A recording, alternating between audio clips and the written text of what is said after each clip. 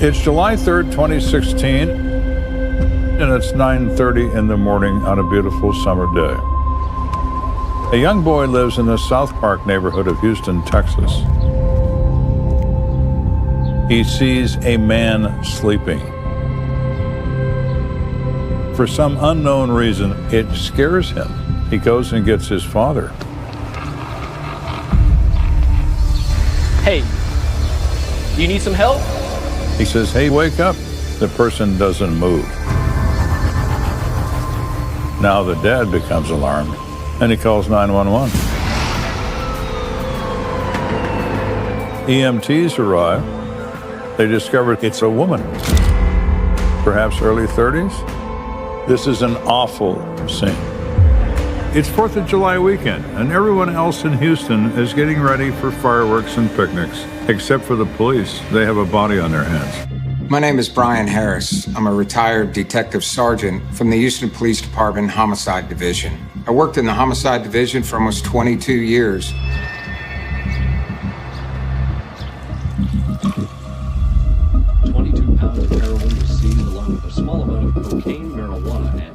It was a Sunday morning. I'm sipping my first sips of coffee. And sure enough, cell phone went off, and I knew it. This is Harris. Patrol informed our homicide desk that there was a dead body across from Jones High School, located in southeast Houston.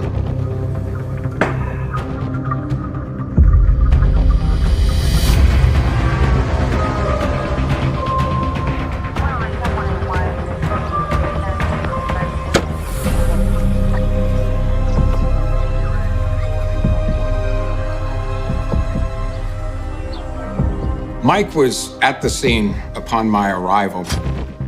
My name is Michael Perez. I had been with the Homicide Division for about 3 months. This would be my first scene as a lead investigator. Mike didn't have a partner assigned to him, so I volunteered until we could get Mike a permanent partner. Brian Harris had a reputation as being a good investigator. I knew that if I asked a question and I thought was dumb, he wouldn't think it was a dumb question.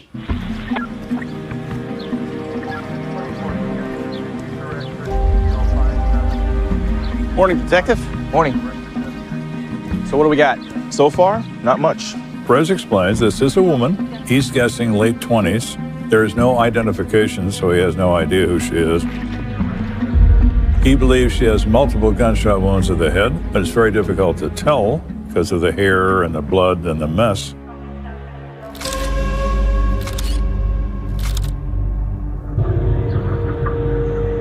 Mike and I then started looking at the crime scene itself. How does that body get there? We noticed that there is what we call transfer blood. The blood evidence told us that the vehicle stopped and a body was dragged out of the vehicle.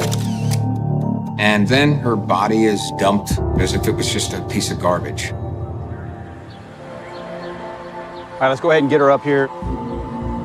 The body is pulled out on the side of the road. Once we were able to get a closer look at the victim, it was clear. This was a gunshot wound to the back of the head or to the front of the head. Is it one gunshot wound? Is it two? Is it five? You cannot see until you get this body into a morgue under bright lights and the body has been cleaned. I noticed that the victim had all her jewelry on her.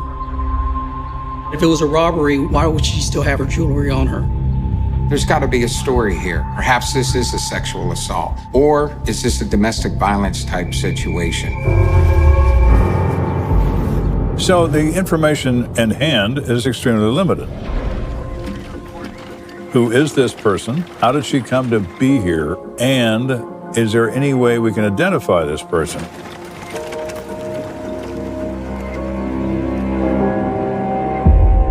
Murder scene right across the street from a high school.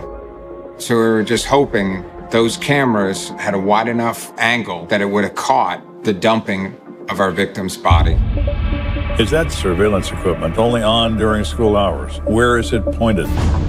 Well, we want to see that video footage. And if there's nothing to it, well, then there's nothing to it, but there could be something.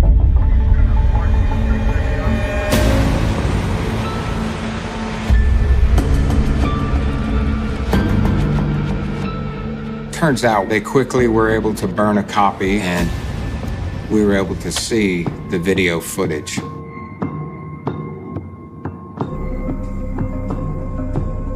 You see 2 headlights. And sure enough, right at the spot of where the body is dumped, a vehicle stops. You see some kind of movement going around towards the passenger side of the vehicle, which would be consistent where our transfer blood is. And then you see what looks like somebody dragging something big from the passenger side. There seems to be some kind of movement towards the ditch.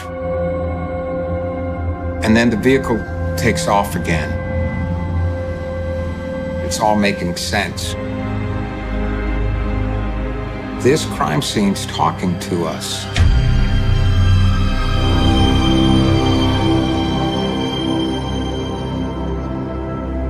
The next day, of course, is the 4th of July. Everyone's getting ready for hamburgers, hot dogs, and beer.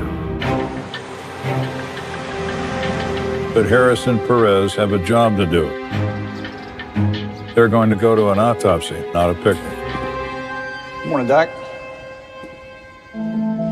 The autopsies and wounds tell a story, just like a crime scene tells a story. It's close contact wound. So we're looking to see if it's a clean wound, and it's not. You have what's called stippling. That explosion goes into the skin, so it almost looks like burned particles all around the wound. And if the gun is a close impact wound, it will literally brand your skin, and you can't wipe it away. No signs of projectile. Any kind of ballistics evidence that was left inside the skull, like say a fired bullet, it would have been really helpful, but we didn't know what kind of weapon we're looking for. Have you guys got any idea yet? Not yet. We need to run the prints. Well, in the state of Texas, they take a fingerprint from you when you get a driver's license. So if this person has a driver's license, there should be a record of her fingerprints.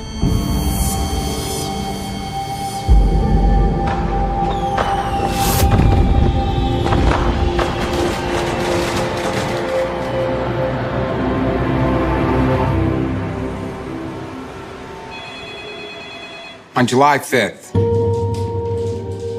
we get the hit on the fingerprints, and events really started to roll very quickly as far as us being able to determine who our victim was.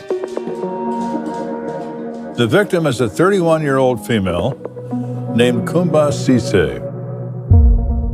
Now, who decided that Kumba needs to go away? Somebody certainly did. One of the first steps is to interview family members, and that was going to be Mike's job. Michael Perez is about to make his first death notification to a family.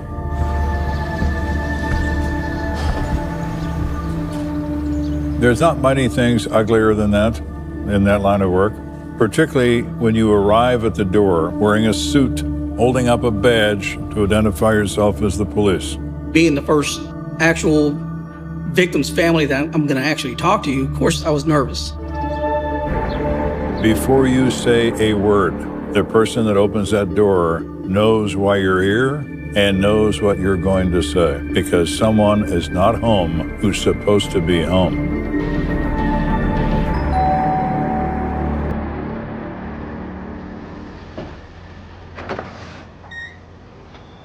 Mr. Cisse? You see it in their face. I saw it there every time. They know this is the moment they've dreaded all their lives.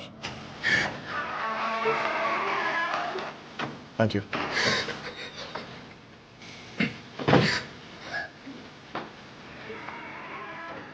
Miss Cisse, she was in shock. She was not really wanting to believe what happened. I asked for some background on her daughter. She told me that she was, good kid growing up. She had lots of friends. I am a friend/sister to Kumba. It was real close. She was a sweet person. She didn't like seeing people down. Didn't have a bad bone in her body. She had great energy, good vibes, and she was on her way to being something. She was good to me.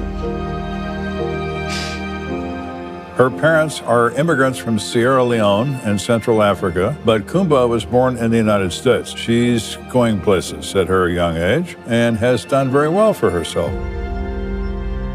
Kumba was a mover. She was a shaker, and she was on her path to success. She was modeling, and she had a model career. But she wasn't just satisfied to rest her laurels on being a model. She was working as the host of an internet radio show, and she would interview people on controversial topics and also present independent hip-hop artists to the community. She had ambition, she had dreams. Kumba Cisse seemed to have it going on. She was gonna use that platform to get to where she needed to be. It's pretty obvious that Kumba is a together person. She paints a very different picture than you often see among homicide victims who live a dangerous lifestyle. Kumba does not do that. When was the last time you heard from your daughter? She was here on Saturday. Saturday? Kumba's mother, she had said that Saturday morning at about 11, Kumba showed up. Hey, Mom. Baby. And was talking about going to a party. It was supposed to be later on that evening, and then Kumba left. Perez asked the family, was there anyone that Kumba was having problems with? As Mike is hearing information from family members, there are a couple of possibilities as far as potential suspects. One being a former boyfriend in which they had a rocky relationship and he was very bitter. His name is David Gabriel, and apparently his relationship with Kumba went south over money. Give me the money. I don't owe you nothing. Leave me alone. Money can be a very powerful motive. Money drives people. All sorts of things come back to money as a very strong motive in violent crime. Is that what happened with Mr. Gabriel? I think we better find out. But before Perez leaves, Kumba's family provides a final critical piece of information. What about her car? You guys found it yet? No, we weren't aware. Can you describe it? Her brother did say that Kumba had a vehicle, the blue Volkswagen Beetle. So now we have a vehicle missing. Now Perez has something he can pursue. Here we have a woman shot to death with a single gunshot wound, and the car has been stolen, perhaps, by the person who shot her. The only thing the video could confirm was that we were dealing with a small, perhaps bubble-shaped type vehicle, the way it was designed, dark in color, but our instinct was telling us, is this a Beetle? Where is that car? Who has it now? Did he kill for it? Well, we're about to see it.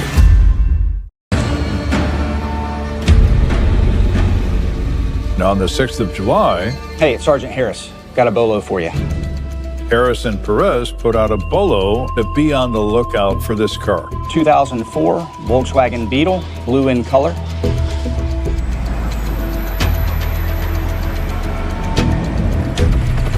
But before the hit comes back on the car, Perez wants to talk to a bitter ex-boyfriend of Kumba, whose name is David Gabriel. Kumba did have an abusive boyfriend, but they broke up. Apparently, Kumba had owed some money. Well, now, come on down, my friend. You are the next contestant on The Murder is Right. I hear that you and Kumba parted on bad terms. He says, I'm sure you're aware that Kumba's been murdered, and it's my understanding that you had a dispute with her over money. It's just a misunderstanding, boy. He says Kumba had her own money, she had her own job, and she would take care of herself. Gabriel says the issue was moot. Well, anybody could say that, so we're going to need some other information, Mr. Gabriel. Where were you on the night this murder occurred? I was outside of town at a house party. Can anybody verify that? Yeah. Gabriel was in front of a couple of dozen witnesses. Perez checks out the alibi, and they all independently confirm that David Gabriel was present all evening at this party. Appreciate you. So Gabriel is out. Homicide investigation is a series of challenges, and initially it's often more bad news than good. You cannot lose your resolve. You have to play the game. You often hear people say, well, I'll just have to wait for a break. No, you don't wait for anything. You make your own breaks. You make your own luck. And in the case of this Volkswagen, this car is involved in a homicide. And it doesn't take very long for somebody to say, hey, we have that car. Lo and behold, by Texas Southern University, there's a report of a vehicle fire. This car is found across the street from a Texas Southern University dormitory building. A burned out blue Volkswagen Bug. Well, who's responsible for this mess? The arson investigators run the vehicle identification number. They see that it's linked to our homicide report and the death of Kenda. So they go to the vehicle examination building. I'm Detective Perez. This is Sergeant Harris. This is her car. This eliminates a carjacking. Why steal a car at gunpoint and then set it on fire? You know, it's not as burned up in the back as you might think. People forget this. Fire needs oxygen. And when you roll up all the windows and then you set the car on fire, did some serious damage, but it's not going to last very long. It's a panic attempt at the destruction of evidence. You're going to try to burn a car with a gallon of gasoline with the windows rolled up? You're not exactly the brightest bulb in the fixture, and you don't have much of a plan. It's not a carjacking. It's none of those things. It's somebody she knows, someone she's connected to. That's who killed her. They examine this car, and they discover blood on the inside of the driver's door. We requested swabs of DNA be taken. All right, thank you for your time. All right. And we're hoping upon hope that at Texas Southern University, perhaps that there's video. So I drove to check the area out where the vehicle was burned. And I was able to have their surveillance pulled so we can view that video. When they review that surveillance footage, someone abandons that Volkswagen Beetle car at 2:07 a.m. on the 4th of July. And in the footage, returns a day later on the 5th of July in the company of someone driving a Buick LeSabre. You see the outline. Clearly, it's the Volkswagen Bug. And then a figure starts rummaging around in that vehicle. The next thing you see is a big flash, a big burst. And then as they're literally running away, and the vehicle is in flames. Who brought that person to that scene? Somebody's helping this killer cover their tracks. Now we have not one, but two mystery players.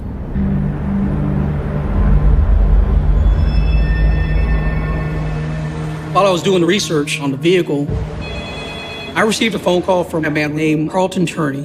He said that he's a concert promoter. He has an ID that was found. This individual had called up Perez and said he'd been following the story on the news. He was putting on a party, and he rented out a warehouse in the southeast side of town, further east of where the body was found. The party was Saturday, July 2nd, the night of the murder. He said it ended about 10:30, 11 o'clock at night. Later on that evening, he got a phone call from this guy who owns the warehouse. One of your people from your party dropped their ID. So this probably belongs to one of them. He hands the ID card to Perez and Harris, and it's the ID card of Kenda Cisse. I noticed there was some blood on the bottom corner of the ID card. Not only is it her ID, it is smeared with blood.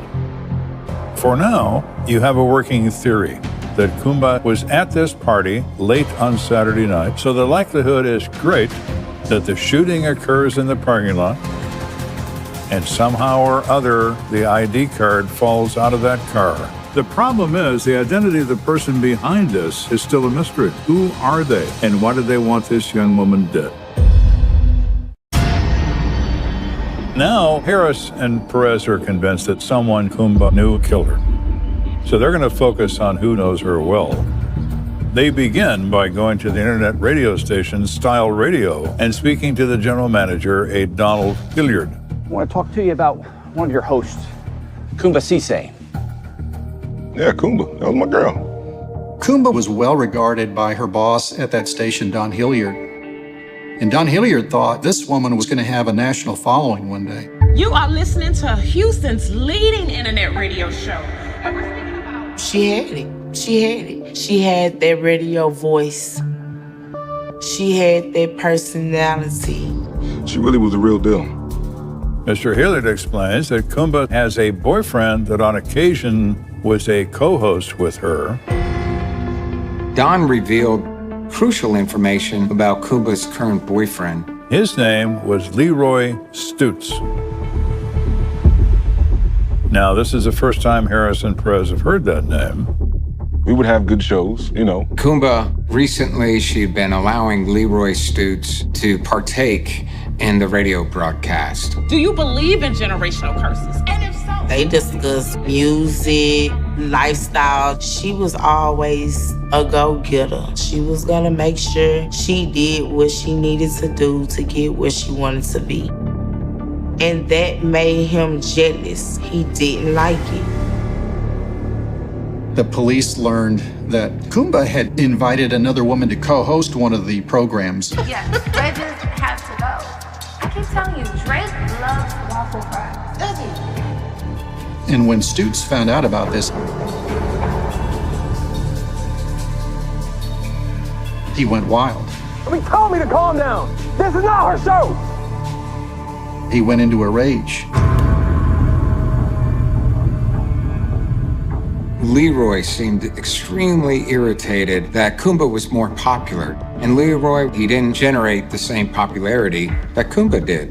Is that a motive for murder? Not having enough fans? Who knows what comprises a motive? People have a reason to kill. It often can be a completely insane reason, but it's a reason. And then the event that set everything off, and that was the end of Leroy's radio career. I think we as women need to take the time to empower men more. Y'all complain about this, you complain about that.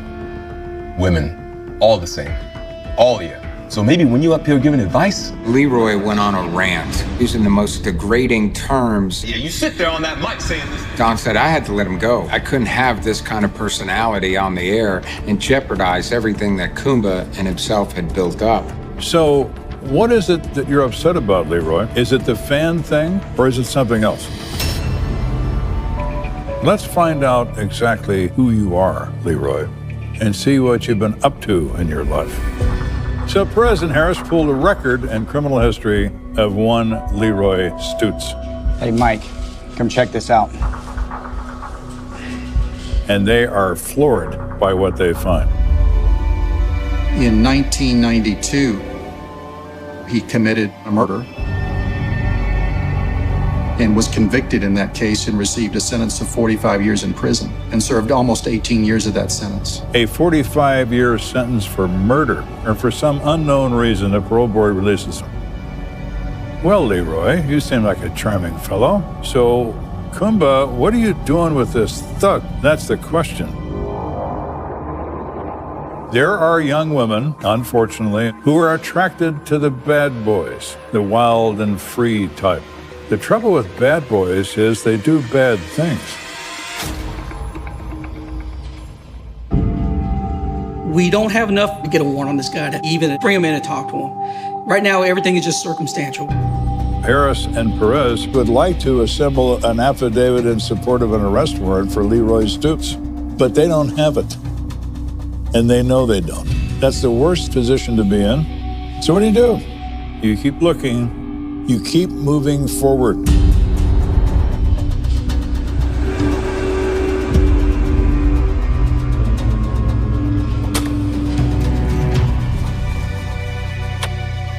The surveillance tapes show the Buick LeSabre. Harris does a registration check on Buick LeSabres that might be associated with the Stutz family, and it turns out Leroy's daughter Latrice is a registered owner of a Buick LeSabre. We didn't know how we were going to proceed with this. With Latrice at the scene. Things have gotten even more interesting. Shortly after this point, my phone rings and I get a call. And there's a man on the line named Daryl. Okay. and he sounds very panicked. Daryl identifies himself as Leroy's cousin. What Daryl said was that very late on July 2nd, he was over at his sister's house, Rhonda's, which is also in Southeast Houston. Next thing, Leroy shows up. Just listen to me, all right? Because we ain't got time. Leroy had scratches on his face, and Leroy needs a change of clothes, and he's panicked. Leroy Stutz has blood on his clothes, and Darrell doesn't like any part of this. All right, chill. And so Daryl was able to provide Leroy with a new set of clothes, new shoes, but he left a pair of boots.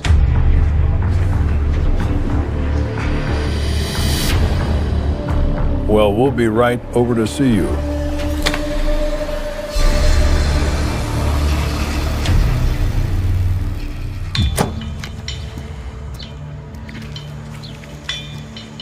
Come on, quick.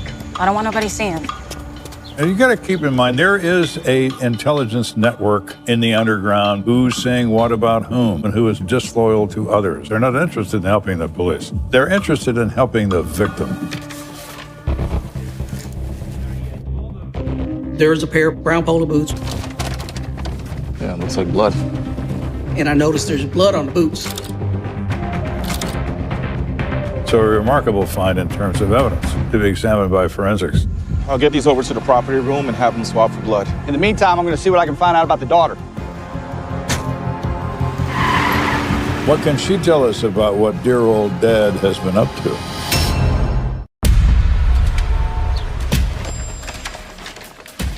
Detective Perez now must run forensic tests on a pair of boots that belong to our primary suspect, Leroy Stutz.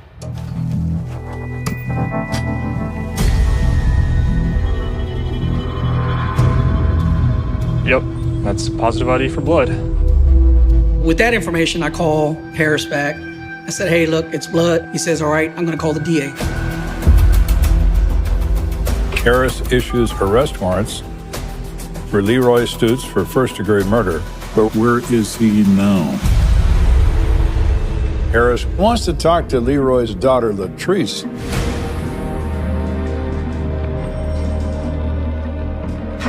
The kind of car that Latrice drives, a Buick, is very similar to the car that we see on the video. What do you have to say about that, Latrice? Harris is an expert interrogator, but Perez has to learn, so he's going to allow Perez to do this. He will oversee it, but Perez will do the questioning. It's an opportunity to now establish relationships in that interview room and try to get information that is crucial to the case. Let's talk about your father. When I was talking to Latrice during the interview, I asked her if she was really close to her dad. She said, no, not at all. I know what I think, but I want to know. I said, he's been away for a long time. Have you tried to get close? Not really. So then I asked her, well, do you think he's capable of hurting somebody? Well, I mean... She says, well, yeah, he can hurt somebody. I said, well, do you think he may have hurt Kumba? He said, well, they have arguments, but what they do behind closed doors is what they do behind closed doors. So she left it at that. So I bring up the Volkswagen. He asked me to take him to go. She says, well, my dad asked me to take him over there. She said he got out of the car and went to the Beetle and then came back to the car and we left. I said, you didn't see him burn the car or anything like that? She's like, no, I didn't see any of that. She doesn't reveal that she sees him set it on fire, but it's a pretty darn good statement. And hats off to Mike to getting somebody who is very hostile, inadvertently, without her even knowing, reveal very damaging information about her father. I think of that old show, Kung Fu, where they have the pebble in the hand, and before you become the master, you got to grab that pebble. Clearly, Mike was ready now to grab that pebble from my hand. Latrice is evasive and uncooperative, but she finally puts Leroy Stutz in the middle of that VW 1 or 2 moments before it begins to burn. So they actually got from her what they wanted. Therein lies the art of interrogation. Given that information and the footage, Latrice Stutz could be an accessory after the fact to that crime, and she's placed in custody. But our suspect, Leroy Stutz, is still in the wind. In the meantime, Harris and Perez need to start building their case, starting with the motive. What made him kill her? Because right now you don't know. You're convinced you know it's him, and you're probably right about that. But why did he do it? So Harris discovers Latasha White. Kumba and her, they were very good friends, and Harris always wondered why Kumba would associate with a criminal like Leroy Stutz. Latasha White provides an answer to that question in the fact that Leroy Stutz lied to her. Originally, he told us the reason he went to jail was because he had did a robbery. He did not tell us that he murdered somebody. Leroy Stutz lied to Kumba, said he'd been in prison, but it was for robbery, and he took the fall for an associate and good friend. Kumba tells her friend, Leroy's not the guy that I thought he was. I gotta find a way out from under this dude. For real, for real. The man told so many lies he couldn't keep up with him. Kumba, she knew Leroy had been to prison, but in the last few days, she finds out it's not robbery or burglary, it's murder. Well, that's pretty powerful. And then I keep hearing about all the stuff that happened in jail with him. Kumba told me, I think he gay. And I was like, what you mean? And she was like, I heard something, I think he gay. There were rumors about Kumba confronting Stutz about his sexual history in prison. So you begin to unravel the onion. You pull away one layer after another. Who are you, Leroy? And what pushed your buttons to the point where your girlfriend wound up dead? We also believe that Leroy's pretty pissed. He didn't like the idea that Kumba was telling people he was sleeping with men. And so he was angry. This was a time bomb ready to explode. When criminals flee, they go to predictable places. Sometimes they go where their money is, their mama is, or sometimes their main squeeze, who might hide them or help them because no one else will. And true to form, so I've just got a couple pairs that I want to get. After a week of searching, show me your hands! Back up towards me! our man Leroy Stutz is seen stepping out of his mother's car at a commercial business. Leroy Stutz, you are under arrest for the murder of Kumba Cisse. And he's arrested without incident for first-degree murder. What's over there?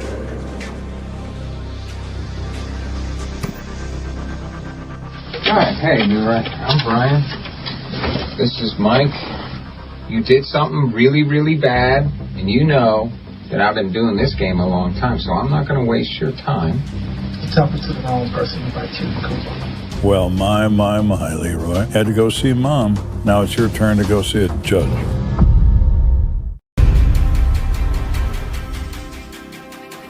Leroy, I do believe that you're responsible for Kumba's death. What happened on that weekend of July 4th weekend? I get those scratches on your face. Me and my sister was coming in the house in the dark, and I failed to get my face on the stool. Harris is an expert interrogator, but in the case of Mr. Stutz, Harris identifies him as a sociopath, that he has no emotion. So he decides the best thing to do with him is to go directly at him, to lay out the case that he has against him. And he does so bit by bit. I want to share some things with you. We have your boots with the blood on them. How do we explain that? That your DNA is on Kumba's pants and clothing. Let's look at what we have here. We have her car that we found. We have somebody that loves you that admits that they took you to that car. We have your boots. All right? We got video. Okay? What else do we have here? Took a while. We have DNA evidence. We have the vehicle, the video, the clothing, the boots. And I think that kind of sank with him. We had too many people. His own daughter who placed him by that car. We had enough for Leroy Stutz. And look where it leads us. Right to you. Okay? Now, we're here talking to you because you're the only one that killed her. Like y'all really know I didn't do this. Stoots just sits there and looks at him and denies all of it. I didn't do those things. You have to remember that Leroy thinks he's a genius. He thinks he's very clever, and he's covered up all his tracks. He thinks he's smarter than anybody in the room, and he's not as smart as the chair he's sitting in. We believe that, in the end, the following events took place. It's after 11 o'clock on July 2nd. Kumba meets up with Leroy, and she's at this warehouse, a public place where she can have this breakup. Will you stop? Coming over here thinking we're gonna break up. And she's breaking up with Stoots. She leaves, and I think it's right then and there. She has the argument, and it continues out into the parking lot. I said, yo, hold up. No, go home. Stop! Stop! Give me my purse. Quit playing with me. And I think Stoots grabs her purse, grabs her. Hey, we ain't done. We ain't done. Say we We are done. Go home. Now you're gonna get. Stop! Hey, I'm serious. Get in this car. Stop! Now. And he pulls out a pistol. Leroy, stop! Now, they have a physical fight. Why do we know this? Because Stoots in the interview room has scratches above his eye. Her lanyard somehow falls out. And I think he makes her get into the car.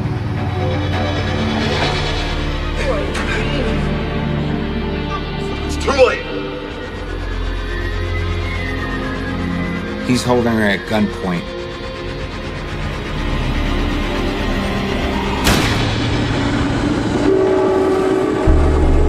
It hits her on the left backside.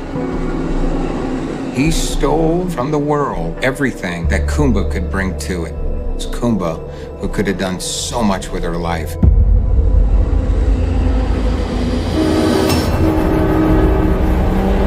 You get emotional when you kill.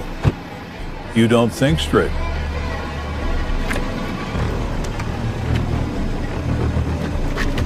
You make 100 mistakes, maybe even 1,000 mistakes. You're going to drag a body in a residential neighborhood. Nobody's ever going to see this person when the sun comes up. Doesn't make any sense, but that's what he does. And he gets back in the car and he drives over to Rhonda's house. He asks Daryl for a change of clothes, but he messes up. He leaves his polo boots behind. And then at some point in time, he goes to TSU and he drops off the car. Later on, he contacts his daughter. He wants a ride. And she admits that she's at the TSU campus, puts him with the vehicle. And the only thing she doesn't admit to is seeing him actually set it on fire.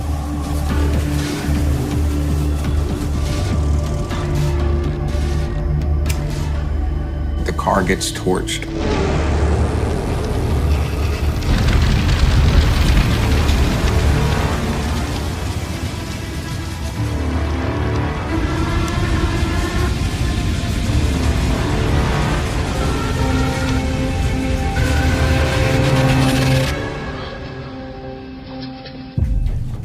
Leroy Stoots goes to trial, pleads not guilty, because, of course, in his mind, he isn't guilty. Someone insulted him. You don't do that, not to him. When the trial is over, the jury finds him guilty unanimously, and he is sentenced to life without parole in the Texas State Penitentiary system, where he remains to this day. A killer, a murderer, a monster. That's what he is, a monster. I just want to say something to Leroy. I hope he rot in hell. I hope that they don't give him the death penalty. I want him to live with what he has done for the rest of his life and die knowing what he did. This case really is like so many other domestic violence when the woman finally decides, this is it, I've had enough, I'm gonna move on. That's also the most dangerous time. And at least for Kumba, it was the deadliest time. If that parole board would have never let that man out, Kumba would probably be on 97.9 right now. When he took her, he took a lot from a lot of people. He took away a sweet person. Like, this girl would, oh my God.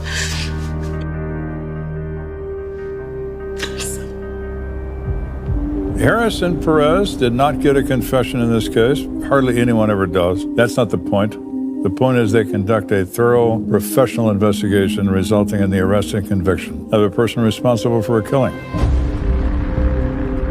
What a piece of work. The sociopath in action, and results in the tragic loss of a 31-year-old girl who just wanted to live her life and found precisely the wrong person to play with.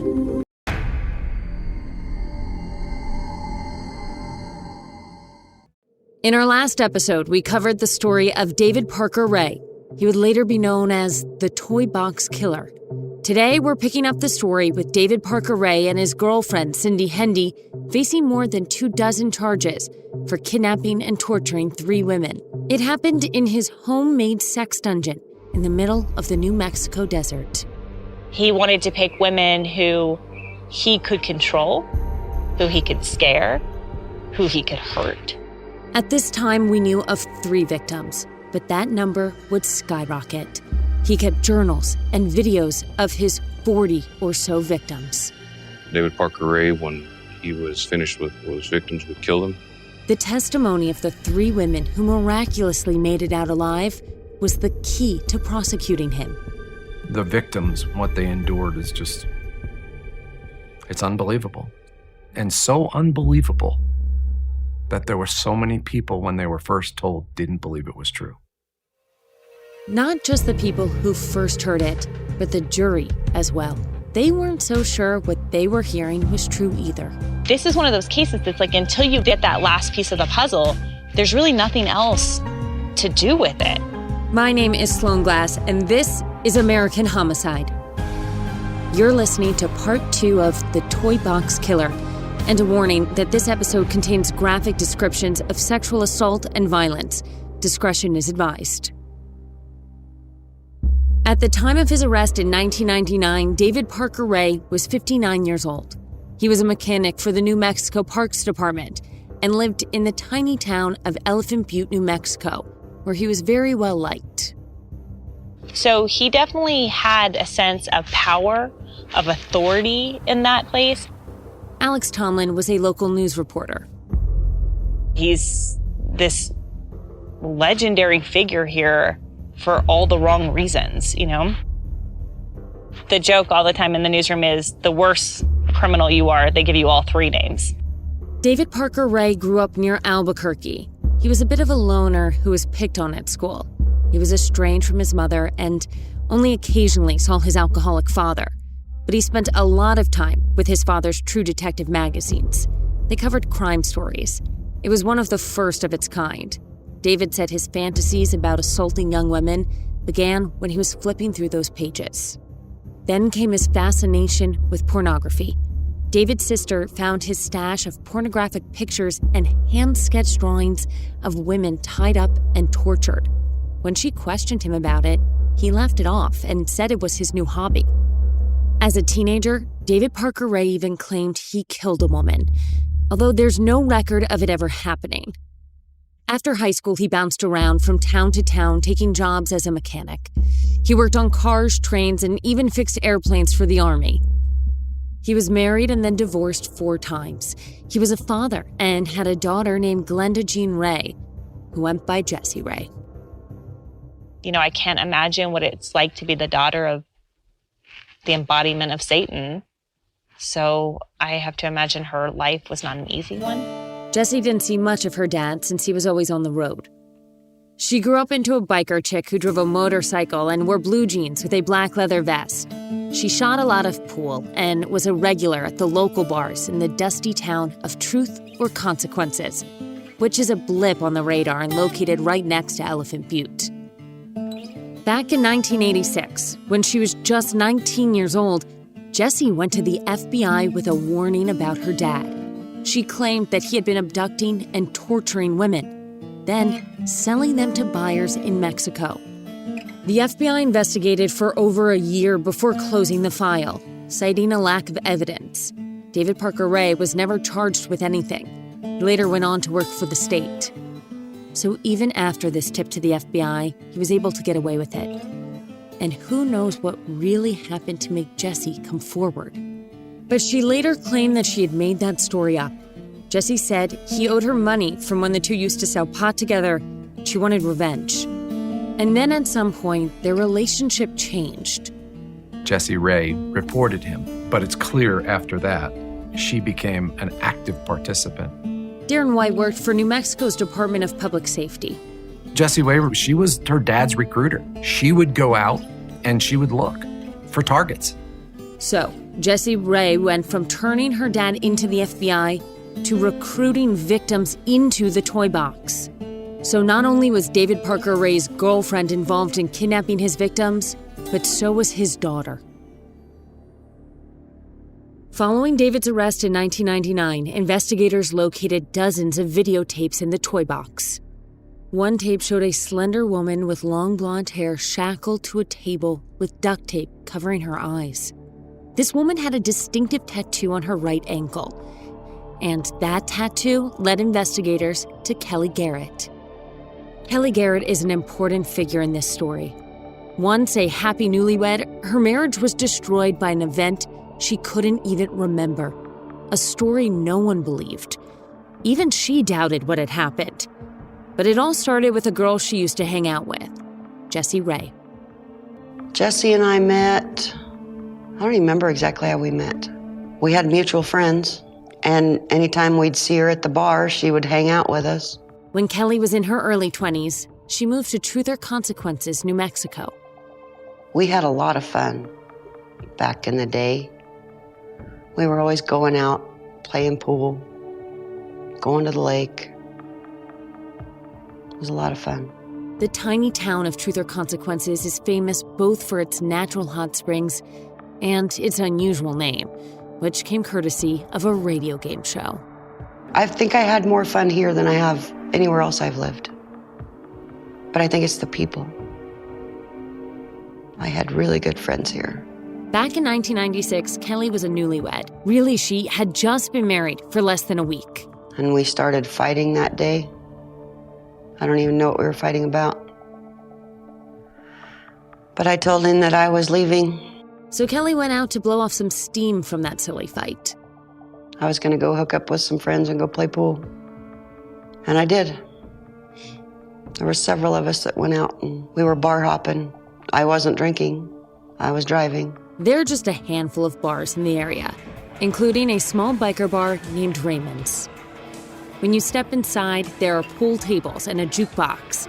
It's dimly lit with strings of lights shaped like jalapenos along the walls. That's where Kelly bumped into Jessie Ray, David Parker Ray's daughter.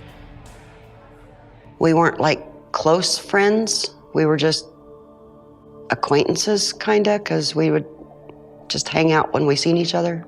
After Raymond's, the group headed to another local bar called Blue Water Saloon. That's where Kelly's night took a bad turn. I ordered one beer, and some friends of mine started fighting. They were a couple. So I took them home and came back and finished my beer. When Kelly returned, the rest of her friends wanted to go home. So she let them take her car. Jessie and I were the last two. And without her car, Jessie said she was going to give me a ride home. And that's when Jessie took me to her dad. She's the one that took me to him. She knew what was going to happen. David Parker Ray wound up keeping Kelly in his toy box for 2.5 days. When I was captive, I don't remember him saying too much.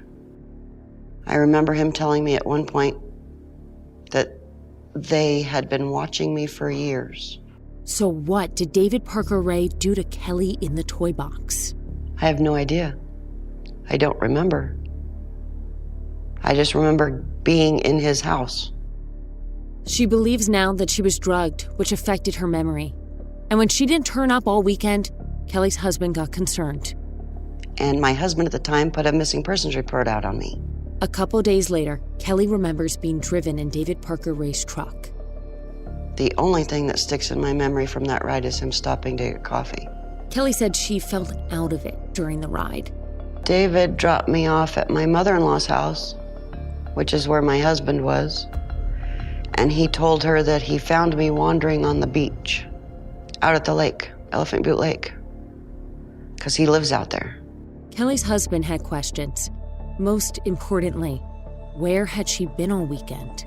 And I told them I didn't remember anything, and they did not believe me. Kelly's husband was furious. The two had had an argument, and Kelly disappeared for the weekend, but returned with no memory of what happened. Her husband and his family didn't believe her. They all assumed she was with another man. I felt horrible. But who's gonna believe me when you say, I don't know where I've been all weekend? Not sure I would believe somebody if they told me that. Her husband was so angry that he wouldn't even let Kelly into the house.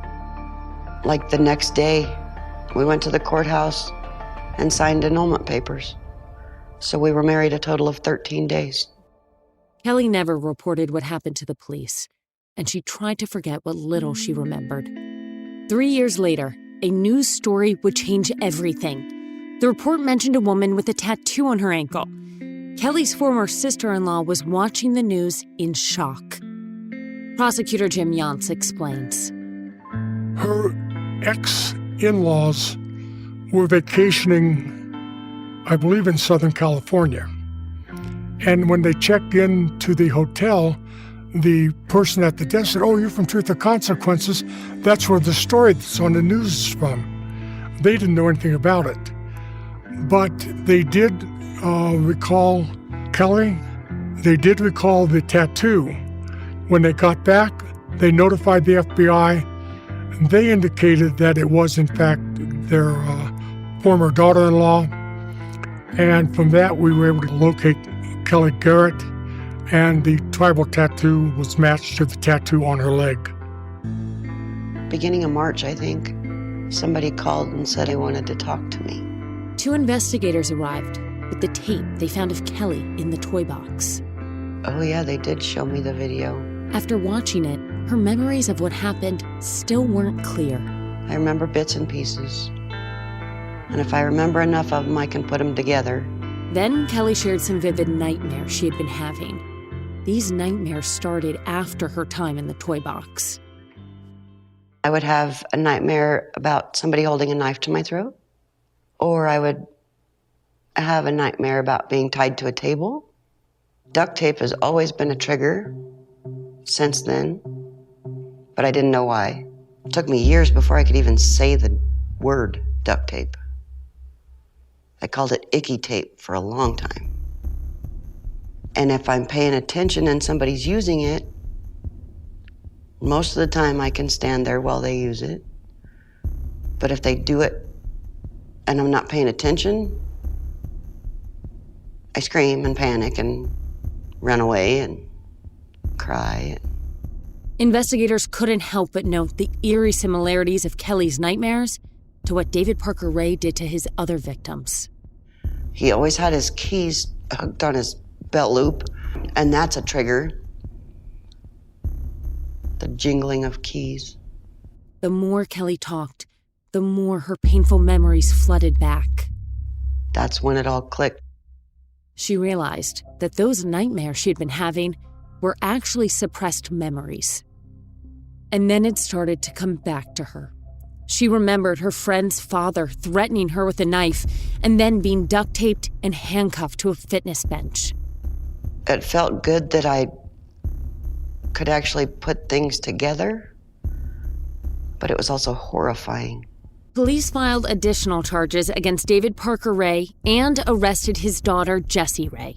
They charged her with kidnapping, criminal sexual penetration, assault, and conspiracy. Jessie Ray was arrested 34 days after her dad was put behind bars. With David Parker Ray, his girlfriend Cindy Hendy, and now his daughter Jessie Ray all in custody, could prosecutors get one of them to flip? What if mind control is real? If you could control the behavior of anybody around you, what kind of life would you have? Can you hypnotically persuade someone to buy a car? When you look at your car, you're going to become overwhelmed with such good feelings. Can you hypnotize someone into sleeping with you? I gave her some suggestions to be sexually aroused. Can you get someone to join your cult? NLP was used on me to access my subconscious. NLP, aka Neuro-Linguistic Programming, is a blend of hypnosis, linguistics, and psychology. Fans say it's like finally getting a user manual for your brain. It's about engineering consciousness. Mind Games is the story of NLP. Its crazy cast of disciples and the fake doctor who invented it at a New Age commune and sold it to guys in suits. He stood trial for murder and got acquitted. The biggest mind game of all? NLP might actually work. This is wild. Listen to Mind Games on the iHeartRadio app, Apple Podcasts, or wherever you get your podcasts. Hi, listeners. I'm Nikki Richardson, the host of the Girlfriends Untouchable podcast. Detective Roger Golubski spent decades sexually assaulting Black women in Kansas City, Kansas, using the authority of his police badge to scare them into silence. He seemed untouchable until a group of incredibly brave women came together to take him down. I'm excited to share the Girlfriends Untouchable with you and want to let you know that you can get access to all episodes of season 1, 2, and 3 of The Girlfriends. And every single episode of The Girlfriends Untouchable is 100% ad-free with an iHeart True Crime Plus subscription, available exclusively on Apple Podcasts. Plus, you'll get access to all episodes of The Girlfriends Untouchable 1 week ahead of everyone else, available only to iHeart True Crime Plus subscribers. So don't wait. Head to Apple Podcasts, search for iHeart True Crime Plus, and subscribe today.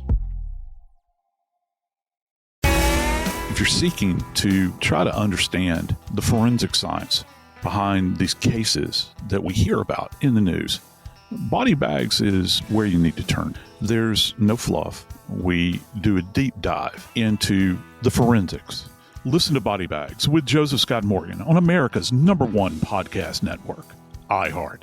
Open your free iHeart app and search Body Bags with Joseph Scott Morgan and start listening.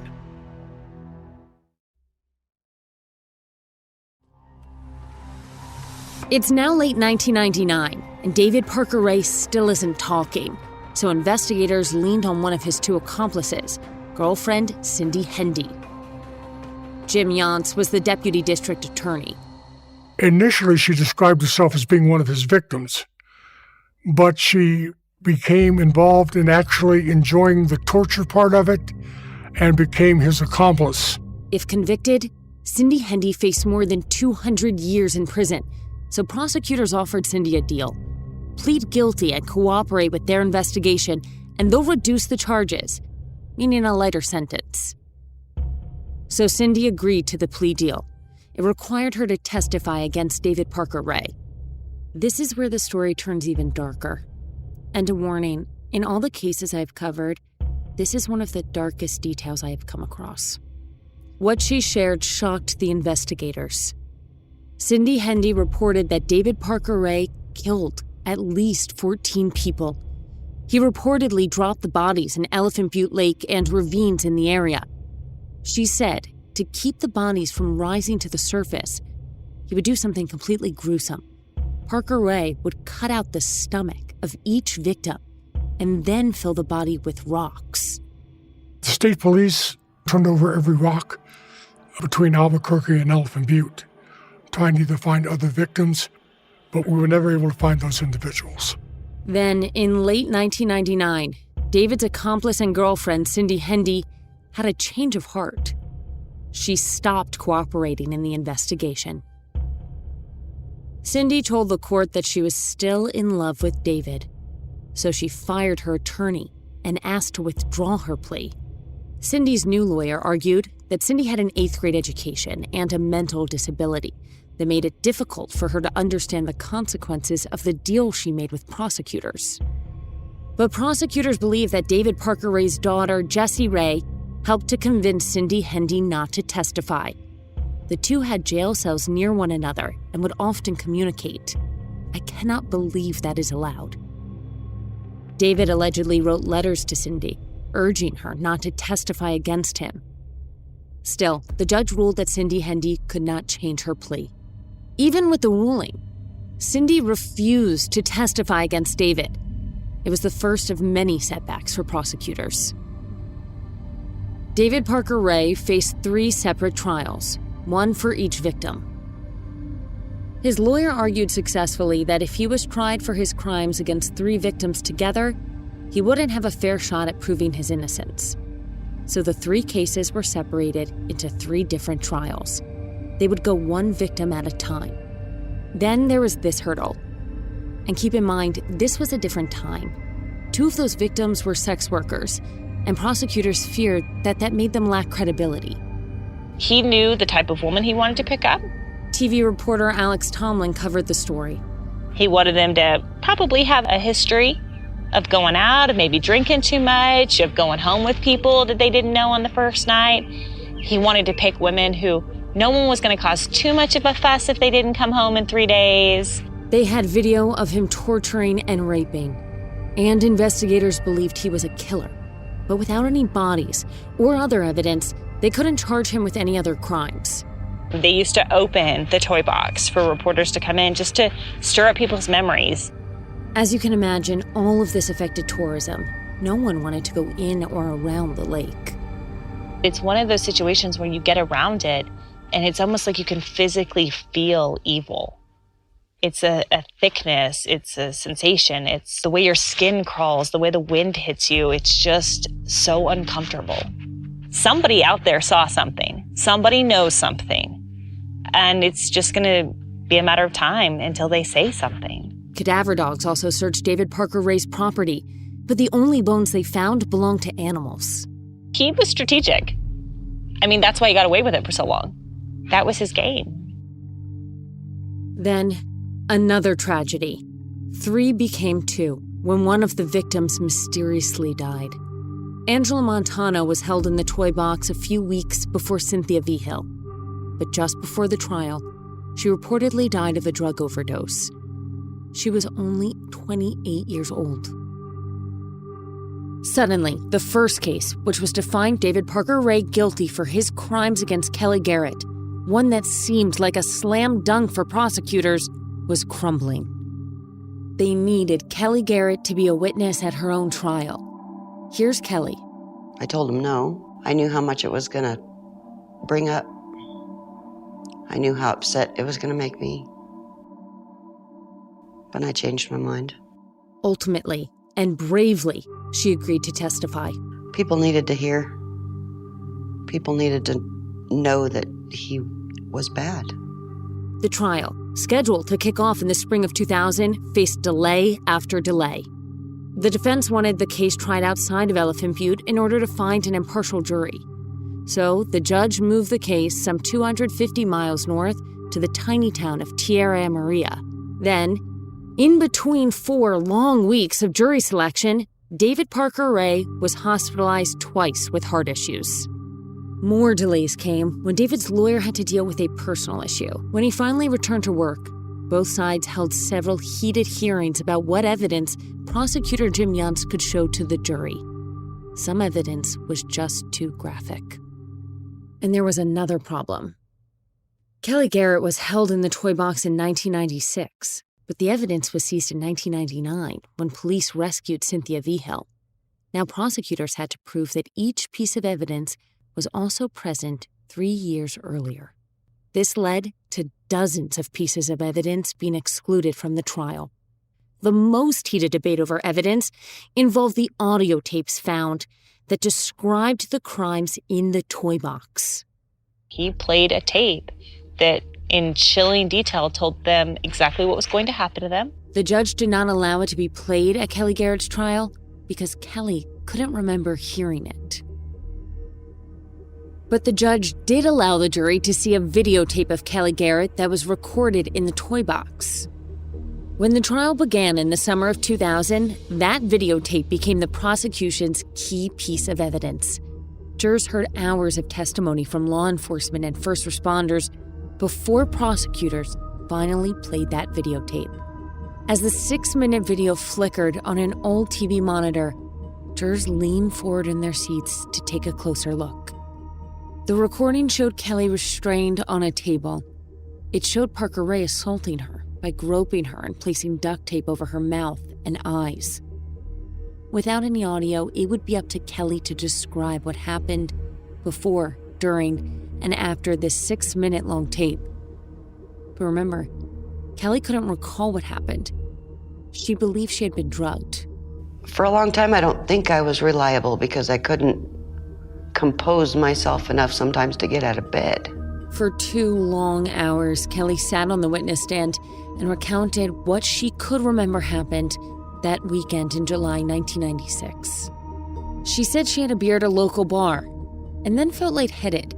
Jessie Ray offered to drive her home, but instead, she took her to her father's place. Kelly remembered that David claimed to be a part of a satanic group that wanted to use her as a sex toy. Then, they tied her to what looked like a weightlifting bench. She then explained how, over the next 3 days, David Parker Ray abused her. She remembered his voice and said that at some point, the duct tape over her eyes became loose, and she was able to see his face. Kelly explained that she always thought what happened to her was a nightmare that eventually would go away. But it never did. It destroyed her life. I used to be fun and outgoing, and I could go places alone, and now I stay home. Very seldom ever go out. I can't even go to the grocery store by myself. Prosecutor Jim Yance then warned the jurors of the graphic nature of what came next. They would see the inside of the toy box. As jurors nervously shuffled in their seats, Jim held up photos. We had jurors that asked for breaks. We had jurors that were just shaking their heads no. We actually had jurors sometimes that would put their head down and were sobbing. It was incredibly difficult for them to hear it. The court-appointed public defender never called any witnesses to the stand, but simply used his cross-examination of the prosecution's witnesses to cast doubt in the minds of the jurors. He asked Kelly why she never told the police or even her friends or family what happened to her in the toy box. With her hands trembling, Kelly locked eyes with the lawyer and explained she thought that these memories were nightmares. We couldn't prove that I was drugged because those drugs were found 3 years later. The defense attorney used that same strategy to pick away at the contents of the toy box. The public defender set out to make each of the prosecution's witnesses unreliable. He asked the same question to each investigator who testified. Do you know if these items were in the toy box back in 1996? One by one, they each answered, I don't know. As for the defendant, David Parker Ray, he wore what became dubbed his uniform. A striped cowboy shirt with brown jeans and cowboy boots. He appeared thinner than at the time of his arrest, and his slicked back hair had more streaks of gray. His demeanor changed from smiling and flirting with his attorney's assistant to looking tired and slumping over in his chair. He continued to complain of chest pain, and by the time both sides made their closing arguments, David Parker Ray was joined at the defense table with a giant tank of oxygen to help his breathing. As both sides stated their case to the jury, Parker Ray's lawyer again shifted the focus on the victims. He attacked Kelly Garrett's credibility and called her memory selective. He told jurors, if you're telling the truth, you don't have to remember. He argued that the sex between David Parker Ray and Kelly Garrett was consensual, and that the video proved it. Prosecutor Jim Yance got in the last word. He pointed out that Kelly did not need to put herself through the pain of testifying, to face the world, to tell them your most horrifying story, and to be called a liar. But Kelly chose to do so in spite of all of that.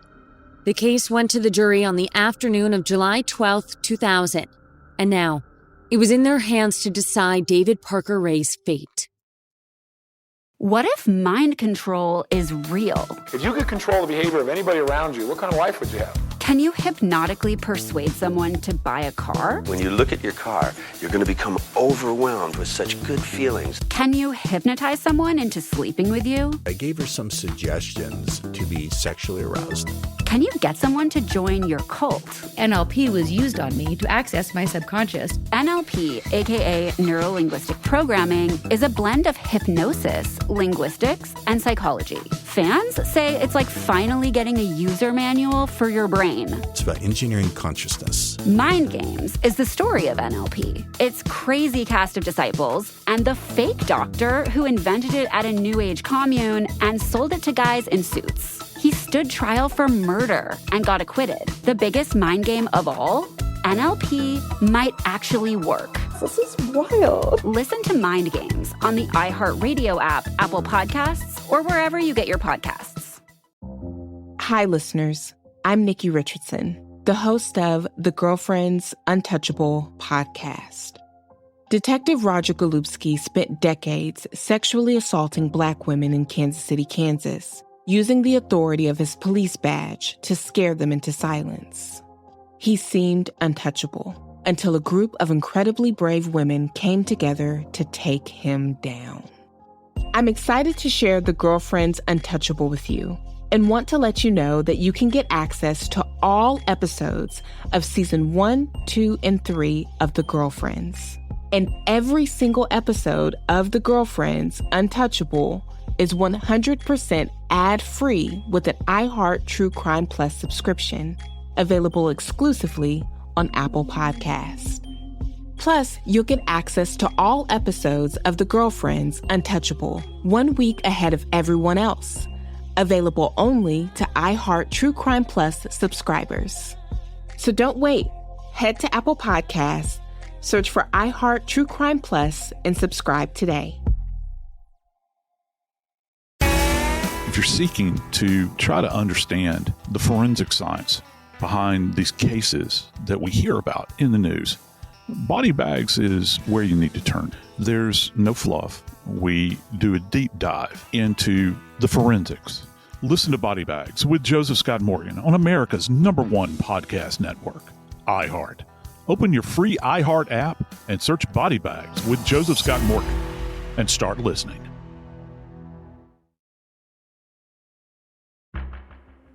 Imagine this. Just minutes after jurors began deliberations, David Parker Ray had to be escorted out of the courtroom. The now 60-year-old felt a pain in his chest. His lawyer called it heart irregularities, and he was sent to a local clinic for treatment. My greatest fear was David being released. Prosecutor Jim Yance knew his case was strong, but he was afraid of what the jury would come back with.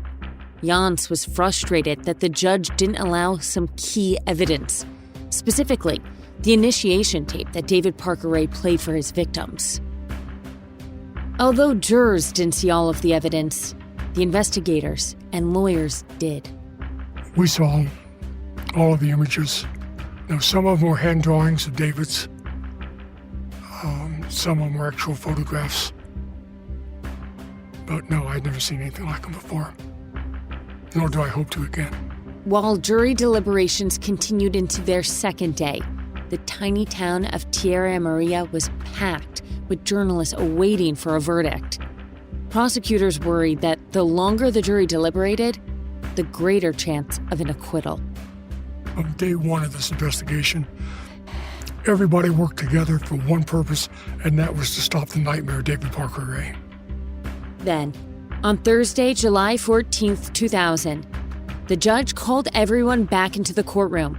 By that point, the jury had spent days deliberating. For all 12 counts, they couldn't agree on a unanimous verdict. That trial ended up in a mistrial. The hung jury was a major victory for David Parker Ray, who back in the courtroom showed no emotion. But prosecutors were stunned. They learned from reporters that two 20-something female jurors who were the holdouts for securing a conviction. The two said they didn't believe Kelly Garrett's testimony. And one even believed the sex was consensual. I was there willingly. That's what was said in court. They found over 100 videos, but only found 3 of us alive. But I was there willingly. Because most of the people that he took were either into drugs or prostitutes. And I was neither. It's true. At the time, these women were not seen as believable. And we know that this is still a problem today. I know this from my own experience covering the Long Island serial killer. It's valid to question if that case, where multiple women's bodies were found along a shoreline, would have been taken more seriously and solved years earlier if the women hadn't been sex workers. Even with her credibility being questioned, what was more painful for Kelly is what she heard from a juror. Some people like it rough. It was one of the jurors that said that. Some people like it rough. I'll never forget her saying that. That's about the only thing I remember about that trial. A man with a homemade torture chamber who had journals and videos detailing what he did to dozens of victims somehow managed to escape being convicted. I was scared when Kelly's came back a hung jury. I was really scared. Cynthia Vija was preparing for her own trial. She didn't testify in the first case because she was the star witness in Parker Ray's upcoming second trial. I don't understand how a woman could not believe her. There's a whole video of her being tortured. There's drawings, there's rules he had. Never trust a chained captive. What does that say? A chained captive. That tells you right there, they're there because they're not willing. So I don't know how anybody could believe that he was innocent. That's when I got really scared, that they weren't going to believe me. For this trial, David Parker Ray would have to find a new lawyer. His previous attorney, a 12-year veteran of the public defender's office, announced that he was taking a new job in Antarctica. That's right, he was moving to a new continent. But before leaving, he stopped at a colleague's office with a message. Hey, look, I'm leaving the public defender's office, and I've got a case I want you to take. Will you take it? I said, well, sure. What is it? And he says, it's that case. And I said, that case? And he said, yes, that one. That case now belonged to Lee McMillan. They basically threw me to the wolves. David Parker Ray was one of those cases that every attorney hopes he'll get once in a lifetime and then finally gets one and never wants another one. But then, things took another strange turn one weekend when a giant black bear broke through a plexiglass window and rummaged through the courthouse. The bear wound up chewing on some cans before leaving. Along with a broken window and shards of glass, the bear left behind a bloody trail of paw prints. One courthouse worker joked that the case couldn't get any weirder, but it did. Before the retrial began, the judge, who was just 55 years old at the time, had a massive heart attack and died. Just the day before that, he had gone to the jailhouse and warned the guards to leave David Parker Ray alone. He had heard that he was being picked on. Replacing him was Judge Kevin Swayze, who at 38 years old was the youngest district judge in New Mexico. This was his first major trial after he was appointed to the bench. A new judge and a complete redo of the trial meant anything was possible. He had just told the police that he was ready to talk to them. But prosecutors kept running into the same roadblocks. It almost goes back to that whole, this is so outrageous, it's hard for people to believe. What lengths would investigators go to get David Parker Ray to reveal his secrets? There was some talk that David Parker Ray would plead guilty to everything as long as the state would make a deal. But would they run out of time? Probably the one thing that irritates the hell out of me about this case.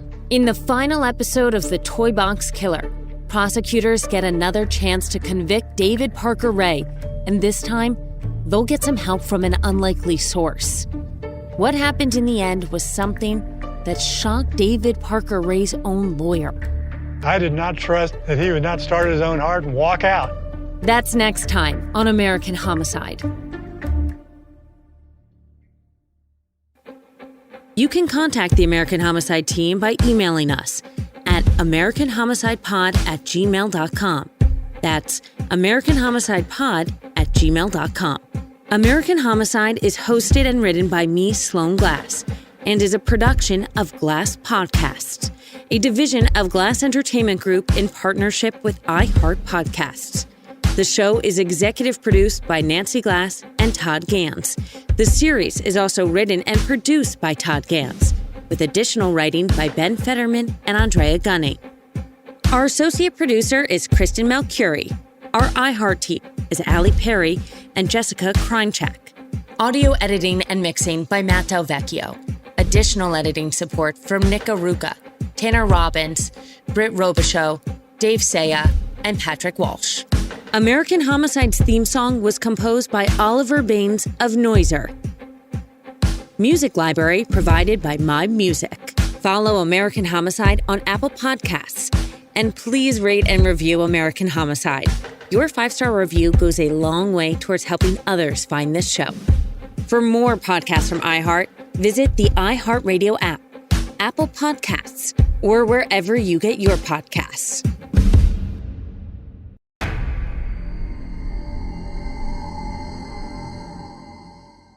I was David Parker Ray's second lawyer. I stepped in after the first trial in 2000. I spent dozens or hundreds of hours with David Parker Ray. What I expected was somebody that was visibly evil. What I got was a guy that if you met him in a bar, you'd have a beer with him and maybe go fishing with him. I think the fact that he was so amiable makes the whole thing scarier. My name is Sloan Glass, and this is the conclusion of The Toy Box Killer on American Homicide. And just a quick note that this episode contains some graphic and disturbing content. Please take care while listening. The case of David Parker Ray caught the attention of the world after one of his victims escaped from his torture chamber, known as the Toy Box. His toy box was a soundproof trailer attached to his home in the middle of the New Mexico desert. It's the place where 3 women accused David Parker Ray of kidnapping, torturing, and sexually assaulting them. After his arrest, David Parker Ray faced 3 separate trials, one for each victim. But prosecutors in the first trial couldn't secure a conviction. There was a mistrial. They had a hung jury. Lee McMillan was David Parker Ray's lawyer and represented him in the retrial.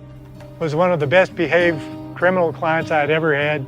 He never criticized, he never complained, he never whined. We heard in earlier episodes how locals described David Parker Ray as charming, polite, and even helpful.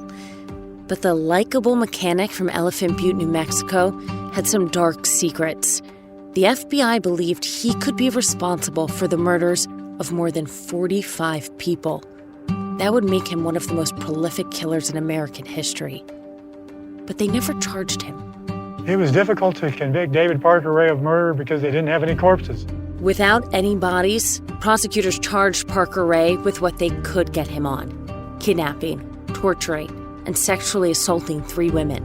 David Parker Ray was a man who believed himself to be Satan himself, or at least a demonic presence on earth to advance the satanic agenda. He makes that very clear in the orientation tape that he played for his victims and in the sketches that he made of the procedures that he performed in his den, which he calls Satan's den.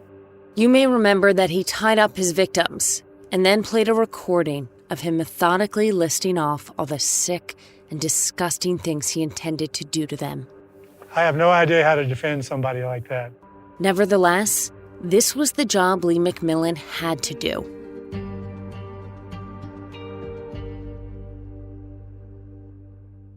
Each case against David Parker Ray was tried separately.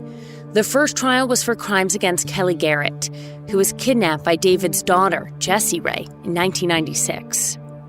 Kelly Garrett, who was uncovered by one of the pictures that the FBI took in the toy box, showed a victim with a tattoo on her lower leg, and they identified her through that tattoo. Kelly's ex-in-laws saw a picture of her tattoo on the news and immediately phoned the FBI to identify their ex-daughter-in-law. They remembered how 3 years earlier, Kelly turned up disoriented and having no memory of where she had been over the course of a weekend. At the time, they all assumed Kelly was out partying and messing around with another man. I think for Kelly Garrett, she was going through some stuff and went to the bars, and I believe that's how she came into contact with Jesse Ray and David Ray. But the reality is that Kelly was kidnapped and drugged, which destroyed her memory from that weekend. So Kelly never told the police about what happened. It was the FBI who approached her, a fact David Parker Ray's defense team jumped on. Well, normally you would go after that witness and ask them why they never came forward and ask them why they didn't participate in the prosecution until they were found. Considering that the case was all over the news, why didn't you pick up the phone and call somebody?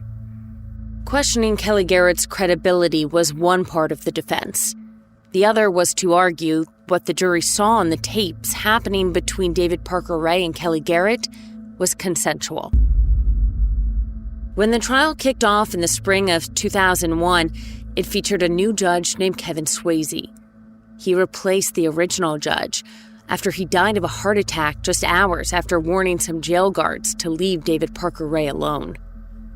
Judge Swayze was a rancher who spent his weekends steer roping, meaning he'd ride a horse while trying to lasso a bull. But now he traded his jeans and flannel shirt for a robe as he presided over one of the biggest trials in the country. In order to find an impartial jury, the case was moved to Estancia, New Mexico. Known for their annual Pumpkin Chunkin' event, where custom-built machines launch pumpkins into the air, the tiny farming and ranching community sits just outside Albuquerque. As you can imagine, hearing a case about bondage and S&M was something foreign to the locals. And to that end, I actually hired an expert witness who was a local dominatrix to explain that concept to what turned out to be a jury of farmers and ranchers. That dominatrix, by the way, was the only witness that the defense would call. Instead, the defense would chip away at the credibility of the prosecution's witnesses. And once again, one of the witnesses was the victim, Kelly Garrett. Well, the normal situation in a sexual assault trial for a defense lawyer is to find fault with the victim as much as possible.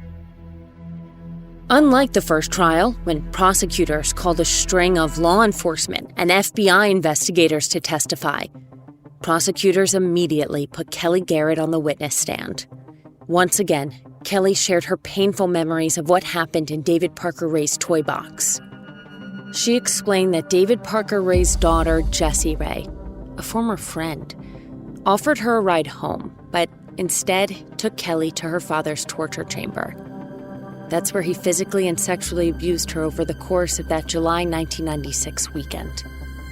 The jurors, comprised mostly of farmers, sat frozen in their seats as Kelly recounted the chilling details from the toy box.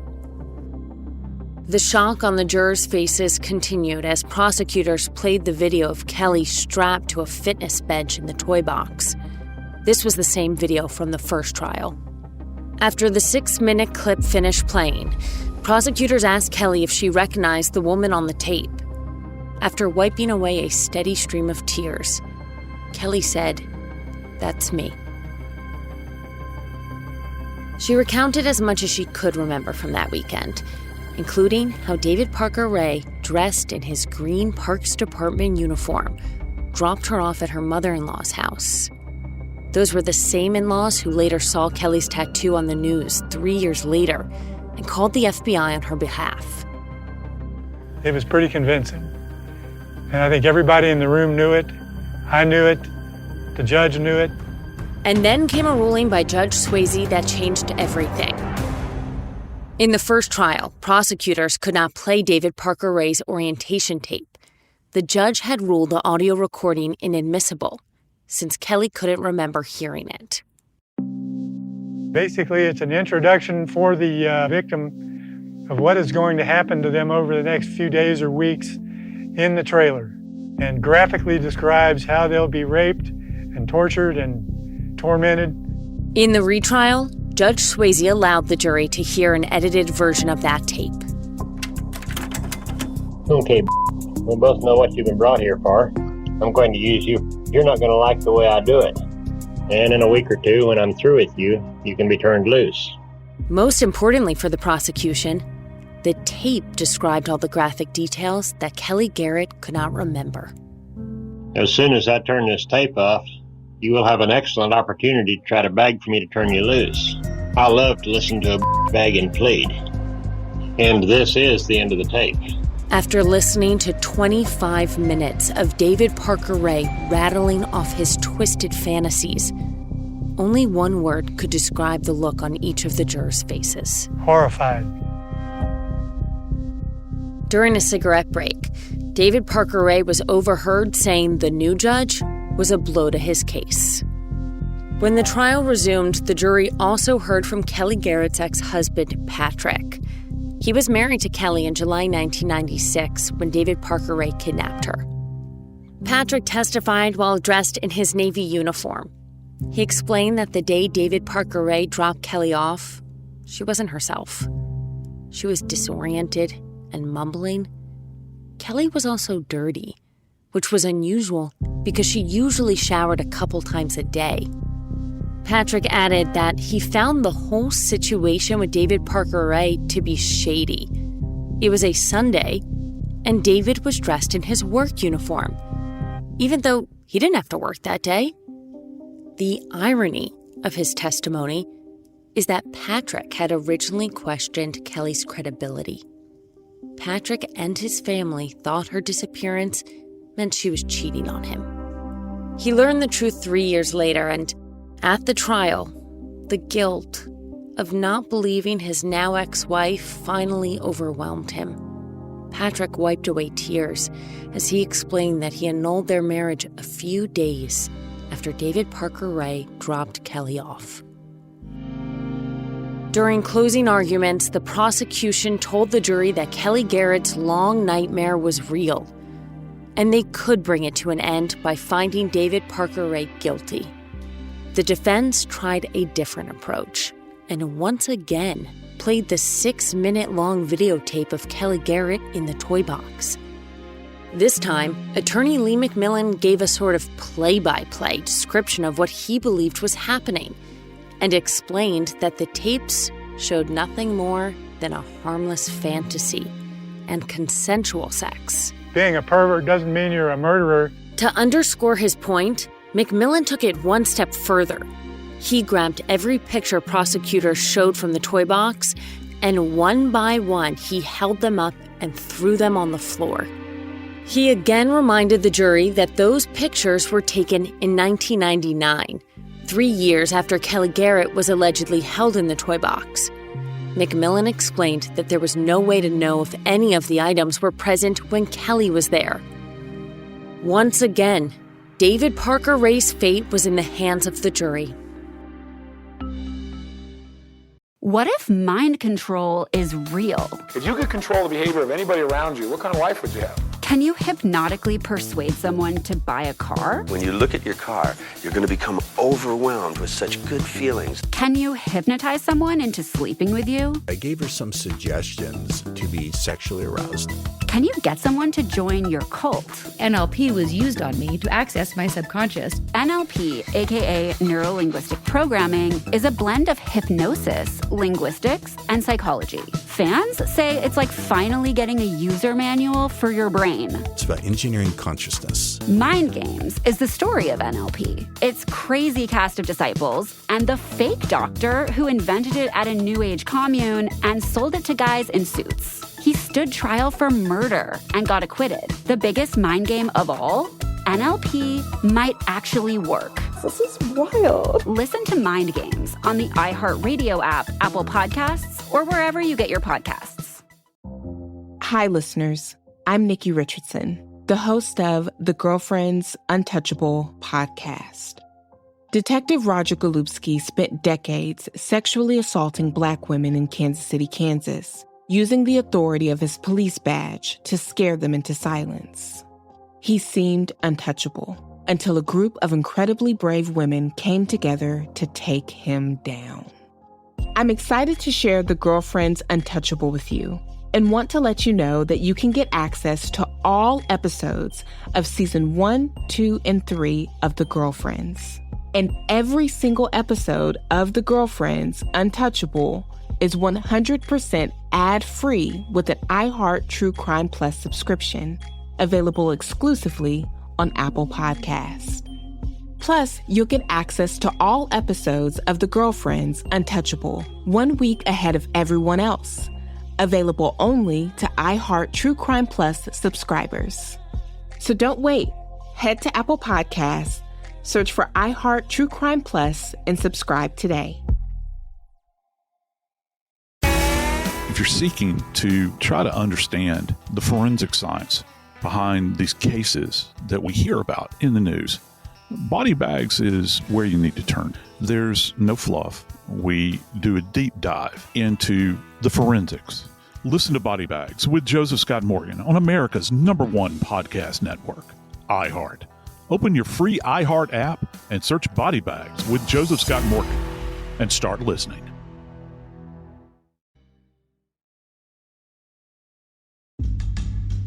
After a hung jury in his first trial, David Parker Ray was retried in the spring of 2001.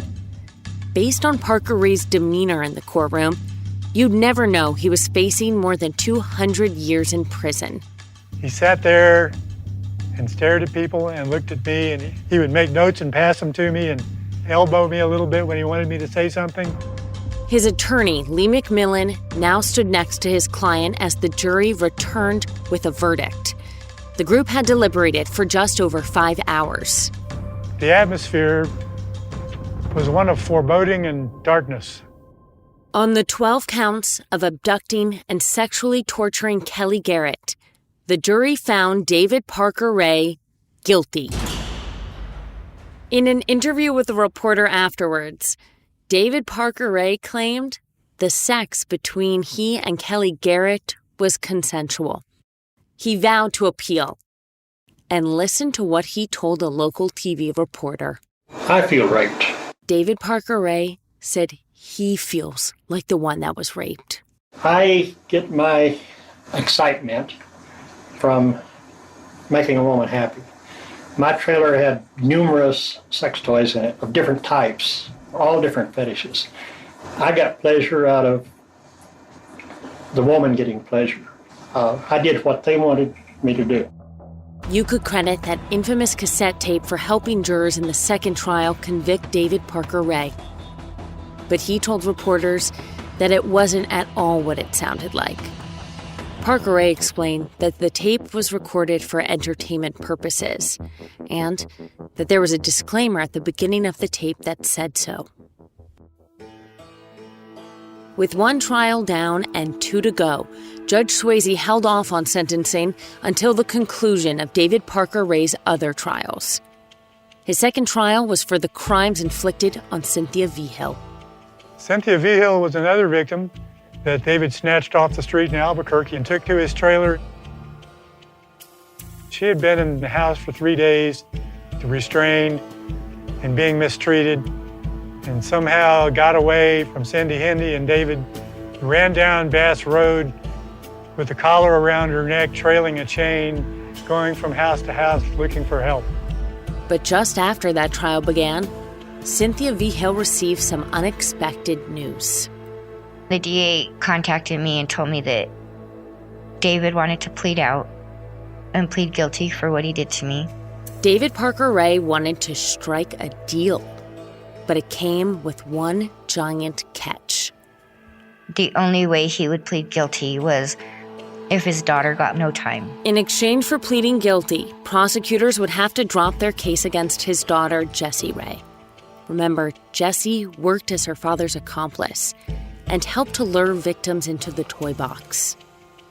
Knowing that he wanted to plead out on my case, I was happy that I didn't have to testify. It's good that she didn't have to relive what happened to her by testifying at the trial. But the fact that Jessie Ray got off scot-free seems like a miscarriage of justice. In the summer of 2001, David Parker Ray and prosecutors struck a deal. In exchange for Jesse Ray not serving any additional prison time, David pleaded guilty to more than 20 charges, including kidnapping, raping, and conspiracy to kidnap Cynthia Vigil. I think his daughter should have got more time. But then I had to realize, taking it to trial, anything could have went, and then he could have been let go. As part of the deal, Jesse Ray was sentenced to time served and 5 years of probation. And there was more. The deal also meant dropping the other pending case against David Parker Ray. That trial was for the third victim, Angela Montano, who sadly passed before her trial was set to begin. Angela never got the justice she deserved. I think David was protective of his daughter because she represented his legacy. All that was left was to formally sentence David Parker Ray. Kelly Garrett arrived at the sentencing hearing to read her victim impact statement. Kelly said that she hopes David Parker Ray lives long enough to serve out his full sentence. David stared at the floor as Kelly said she hoped he would burn in hell. When the judge asked David Parker Ray if he had anything to say, he said he did. He explained that this whole process has allowed him to get closer to God, and then stoically said, "I can only be sorry for what I did." It was something that caught his own lawyer off guard. I do not think David Parker Ray ever expressed any remorse. I don't think that he was capable of remorse. He fully believed that he would never be in prison, and told me so. But Judge Swayze was about to change that. David Parker Ray was sentenced to 224 years of confinement. It was the maximum sentence.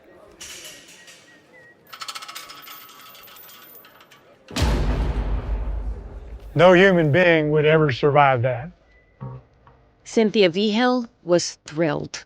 Knowing nobody would ever go through what I went through, I think that's what was satisfying about him being locked up. David Parker Ray was headed to prison on a list of charges, but murder wasn't one of them.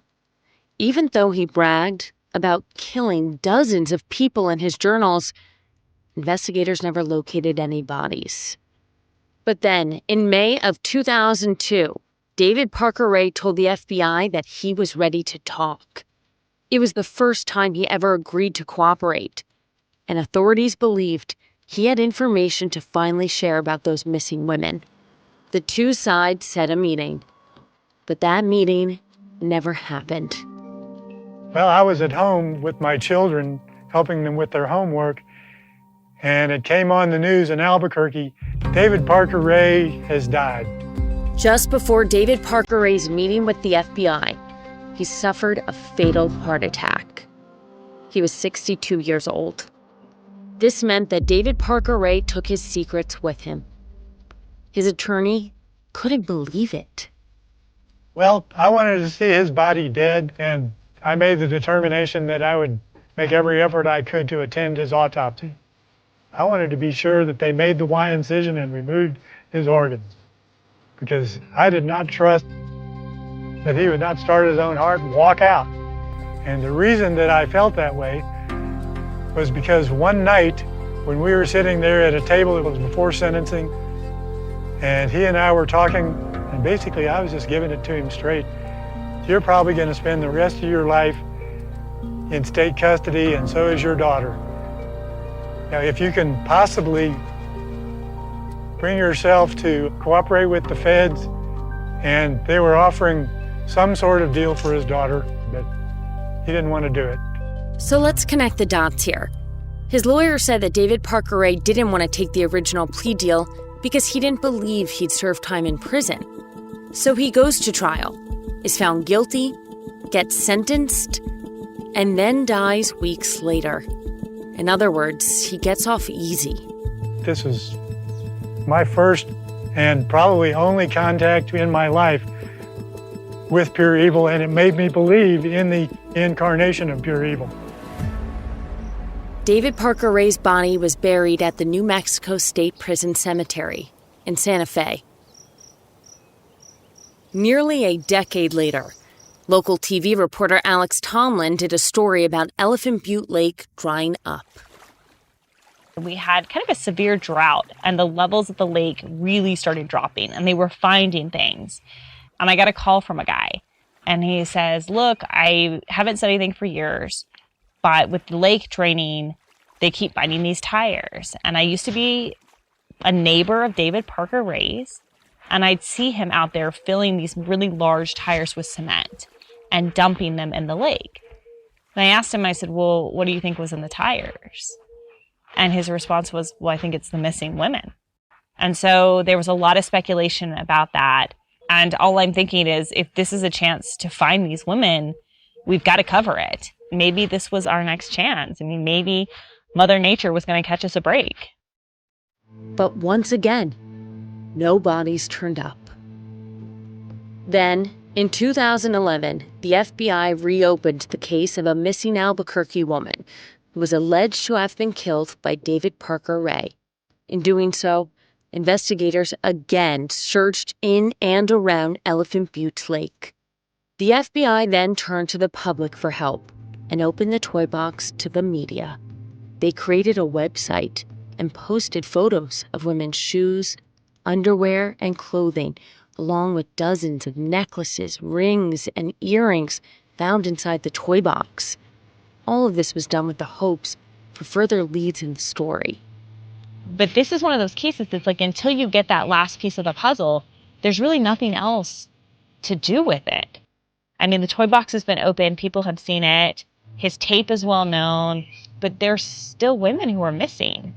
And until somebody says something, you know, if it's true that he had these other people that he confided in, somebody has to know something. No bodies were ever found. Instead, the seemingly never-ending story has remained pinned to the area, like a scarlet letter. I think it hurt the local bars. I think it hurt the local restaurants. And I think the notoriety hurt in a way that the UFO controversy hurt Roswell, New Mexico. A local newspaper printed a letter to the editor from an 18-year-old girl who was upset with the media's portrayal of the towns of Elephant Butte and Truth or Consequences. She wrote that one bad apple shouldn't spoil the rest of the bunch. But the damage was done. I think it hurt the tourism aspect of the lake. I think that for a time there was an attitude that people did not want to go in the lake because there might be bodies in there. And I had people around the state tell me that. Elephant Butte will forever be linked to David Parker Ray and the unthinkable crimes that he committed.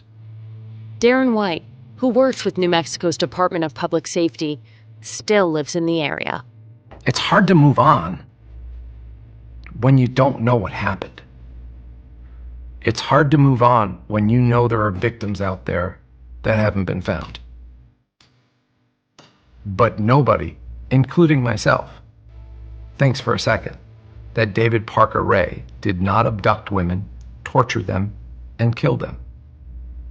He did. But that is the really bizarre thing about this, is that David Parker Ray is the most notorious serial killer in New Mexico's history, and we've never found a single body. What if mind control is real? If you could control the behavior of anybody around you, what kind of life would you have? Can you hypnotically persuade someone to buy a car? When you look at your car, you're going to become overwhelmed with such good feelings. Can you hypnotize someone into sleeping with you? I gave her some suggestions to be sexually aroused. Can you get someone to join your cult? NLP was used on me to access my subconscious. NLP, aka Neuro-Linguistic Programming, is a blend of hypnosis, linguistics, and psychology. Fans say it's like finally getting a user manual for your brain. It's about engineering consciousness. Mind Games is the story of NLP. Its crazy cast of disciples and the fake doctor who invented it at a New Age commune and sold it to guys in suits. He stood trial for murder and got acquitted. The biggest mind game of all?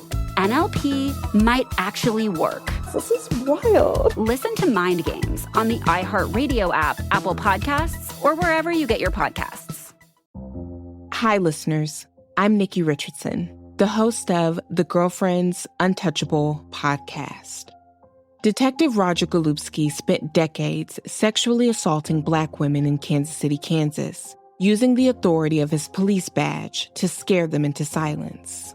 He seemed untouchable until a group of incredibly brave women came together to take him down.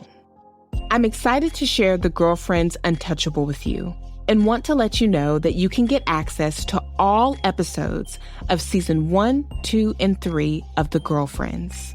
And every single episode of The Girlfriends Untouchable is 100% ad-free with an iHeart True Crime Plus subscription, available exclusively on Apple Podcasts.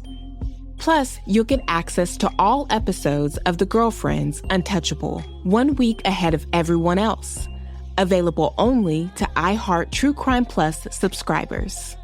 So don't wait. Head to Apple Podcasts, search for iHeart True Crime Plus, and subscribe today. If you're seeking to try to understand the forensic science behind these cases that we hear about in the news, Body Bags is where you need to turn. There's no fluff. We do a deep dive into the forensics. Listen to Body Bags with Joseph Scott Morgan on America's #1 podcast network, iHeart. Open your free iHeart app and search Body Bags with Joseph Scott Morgan and start listening.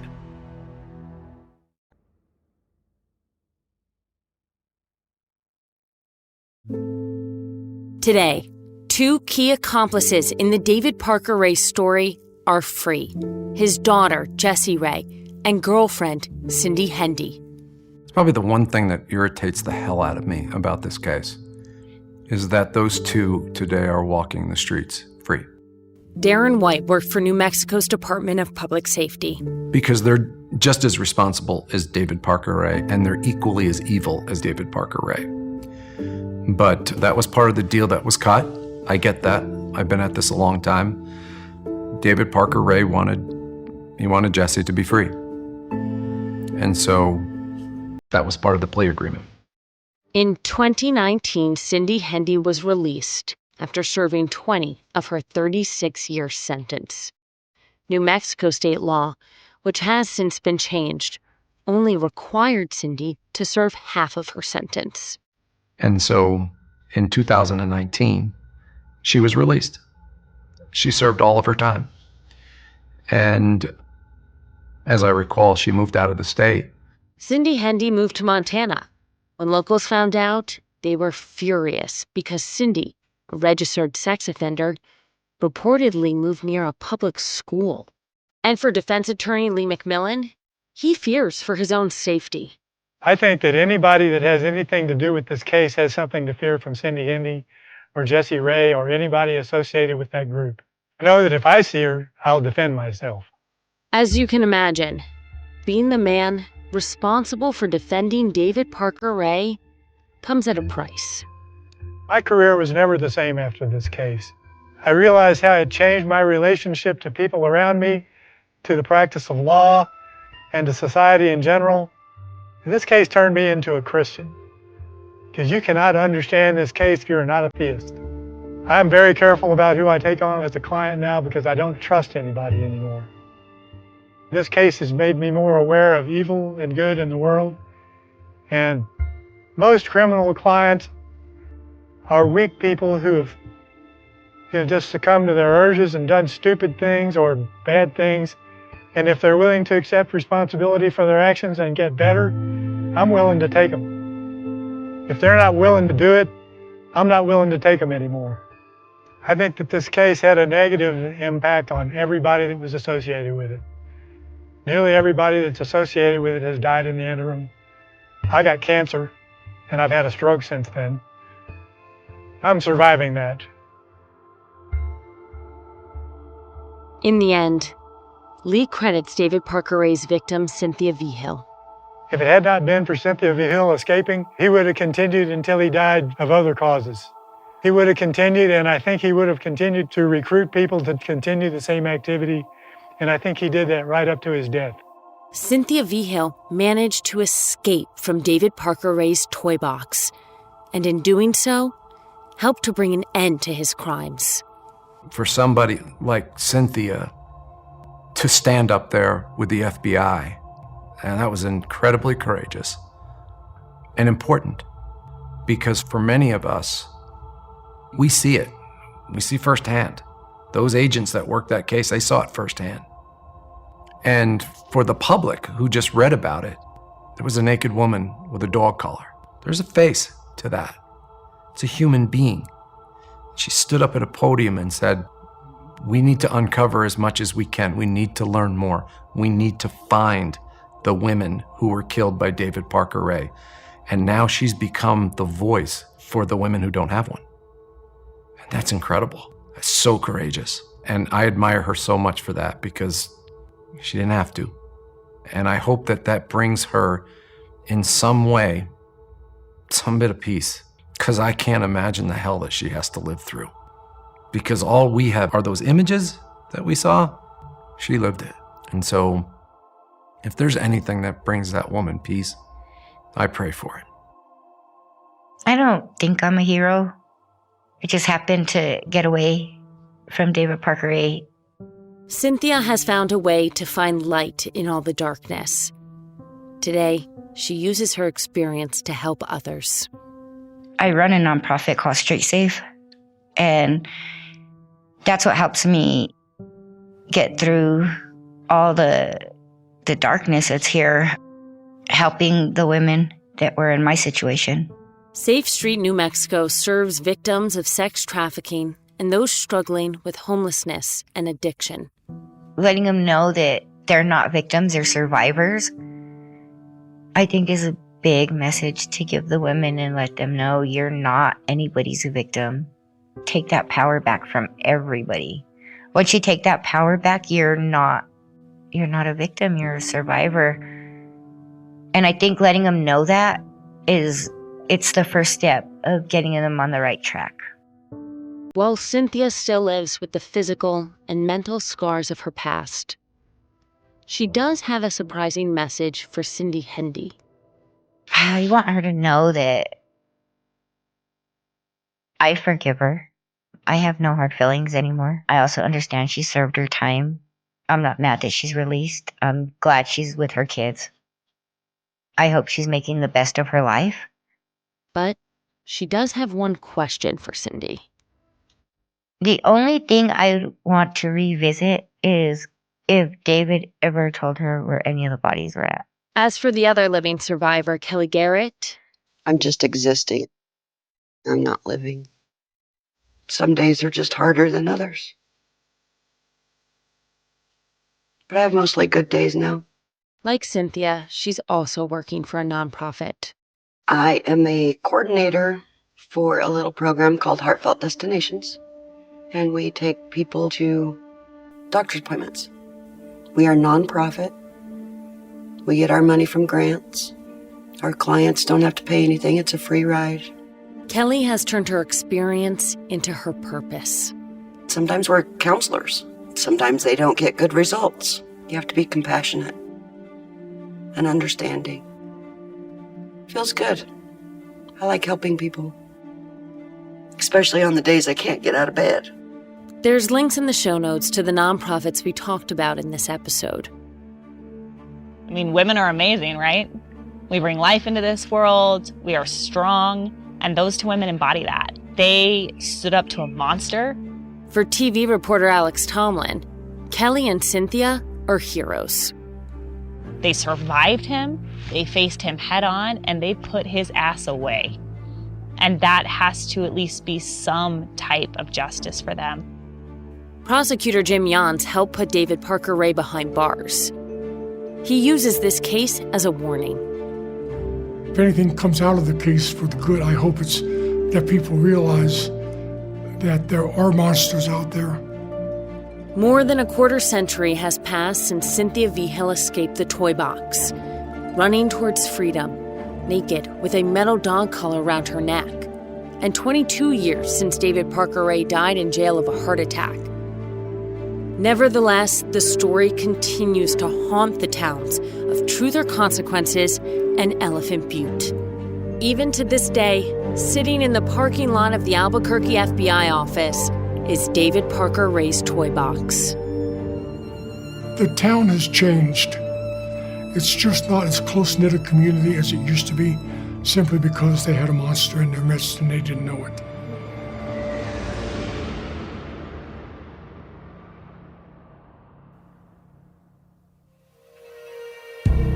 Next time on American Homicide, when the wife of a prominent religious leader is murdered, the search for the killer will uncover layers of secrets that would shake a town to its soul. I'm Sloan Glass. Join me as we head to Cherry Hill, New Jersey, for the story of Carol Newlander. That's next time on American Homicide.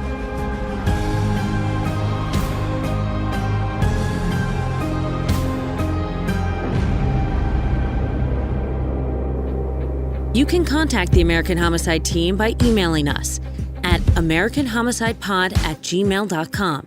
That's americanhomicidepod@gmail.com. American Homicide is hosted and written by me, Sloan Glass, and is a production of Glass Podcasts, a division of Glass Entertainment Group in partnership with iHeart Podcasts. The show is executive produced by Nancy Glass and Todd Gans. The series is also written and produced by Todd Gans, with additional writing by Ben Fetterman and Andrea Gunning. Our associate producer is Kristen Malcurie. Our iHeart team is Allie Perry and Jessica Kreinchak. Audio editing and mixing by Matt Del Vecchio, Dave Saya, and Britt Robichaux. Additional editing support from Nick Aruka, Tanner Robbins, and Patrick Walsh. American Homicide's theme song was composed by Oliver Baines of Noiser. Music library provided by My Music. Follow American Homicide on Apple Podcasts. And please rate and review American Homicide. Your 5-star review goes a long way towards helping others find this show. For more podcasts from iHeart, visit the iHeartRadio app, Apple Podcasts, or wherever you get your podcasts. What if mind control is real? If you could control the behavior of anybody around you, what kind of life would you have? Can you hypnotically persuade someone to buy a car? When you look at your car, you're going to become overwhelmed with such good feelings. Can you hypnotize someone into sleeping with you? I gave her some suggestions to be sexually aroused. Can you get someone to join your cult? NLP was used on me to access my subconscious. Mind Games, a new podcast exploring NLP, aka Neuro-Linguistic Programming.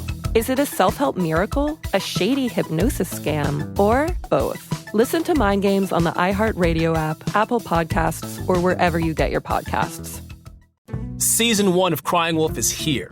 We're thrilled to keep sharing these jaw-dropping stories with you. And now there's even more to discover. With an iHeart True Crime Plus subscription, only on Apple Podcasts, you'll unlock 100% ad-free listening on Crying Wolf and other fan favorites like Atlanta Monster, What Happened to Sandy Beale, and Sympathy Pains. Don't wait. New episodes are ready for you now.